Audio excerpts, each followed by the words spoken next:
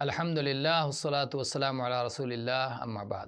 عباد ابن بشر نبی کریم صلی اللہ علیہ وسلم کے وہ صحابی ہیں کہ جن کو بدر کی لڑائی میں حاضر ہونے کی خوشبختی ملی اور یہ مقام یمامہ پر شہید ہوئے جب کہ یہ 45 برس کے تھے۔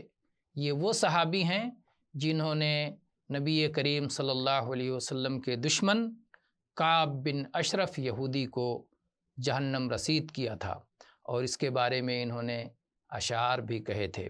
عائشہ رضی اللہ عنہ کہتی ہیں کہ 3 انصاری صحابی ایسے ہیں کہ ان کی فضیلت میں کوئی ان کی برابری نہیں کر سکتا۔ ایک اسید ابن حضیر، دوسرے سعد ابن معاذ، اور تیسرے عباد ابن بشر۔ اسی طرح سے عائشہ رضی اللہ عنہ کہتی ہیں کہ ایک بار اللہ کے نبی صلی اللہ علیہ وسلم نے عباد ابن بشر کی آواز سنی تو اللہ سے دعا فرمائی، اللہم ارحم عبادا، اے اللہ عباد پر رحم و کرم فرما۔ اسی طرح سے صحیح حدیث میں اس بات کا تذکرہ ہے، انس رضی اللہ عنہ بیان کرتے ہیں کہ ایک بار عباد ابن بشر اور اسید ابن حضیر نبی کریم صلی اللہ علیہ وسلم کی مجلس سے رات میں اپنے گھر واپس ہونے کے لیے نکلے۔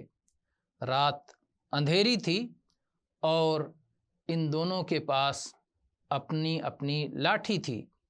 جب نبی کریم صلی اللہ علیہ وسلم کے پاس سے نکلے تو ایک کی لاٹھی سے روشنی پھوٹ گئی کہ راستہ نظر آنے لگا، اور جب یہ دونوں ایک دوسرے سے الگ ہوئے تو دونوں کی لاٹھیوں میں روشنی پھوٹ گئی کہ جیسے ٹارچ کی روشنی ہوتی ہے، وہ دونوں اسی روشنی میں اپنے گھر پہنچ گئے۔